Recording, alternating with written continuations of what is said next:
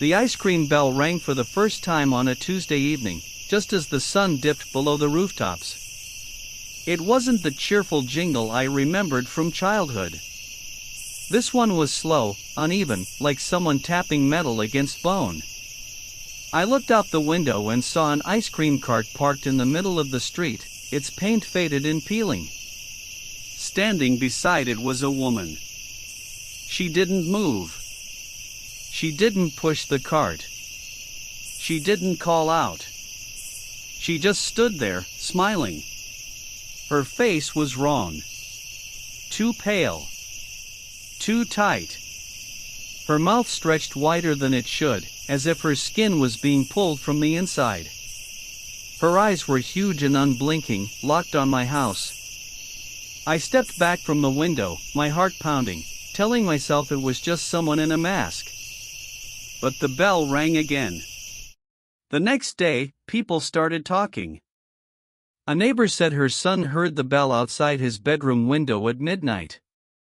Another said their freezer had been left open even though no one touched it.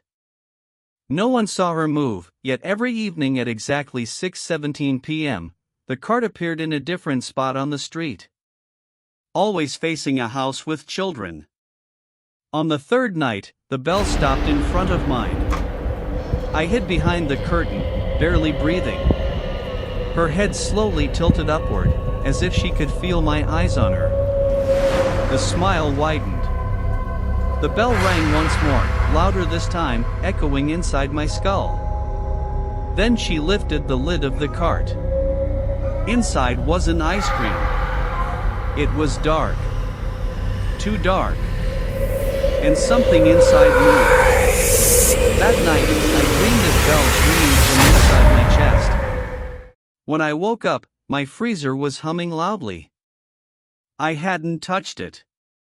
Inside, the ice cream had melted into a thick, sticky mess, and beneath it were small, muddy footprints. Child-sized. The bell rang again the next evening, but this time it wasn't outside. It was in the hallway. Cling, cling. My lights flickered. The air smelled sweet and rotten, like spoiled milk mixed with blood. I grabbed my phone, but the screen showed only one message, over and over again. Come outside. I followed the sound, my legs shaking. The freezer door was wide open again. Inside were plastic-wrapped treats, each with a handwritten name. Every name was crossed out. Except mine. Behind me, the bell rang softly. I turned, and she was standing inches away now. The mask was gone.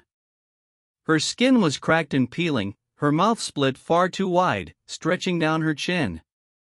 Her eyes were empty black pits, reflecting my own terrified face. You didn't come when I called, she whispered, her voice layered with children's voices beneath it. So I brought the cold to you. Her fingers were freezing, burning my skin as she grabbed my wrist. The room darkened. The bell rang again, louder, faster, until everything went black. The next morning, the street was quiet. No cart. No bell. But at 6:17 p.m., the sound returned. This time, neighbors looked out their windows and froze. A new ice cream cart stood at the corner. The paint was fresh. The bell shiny. And beside it stood a child. Smiling too wide. Holding the bell.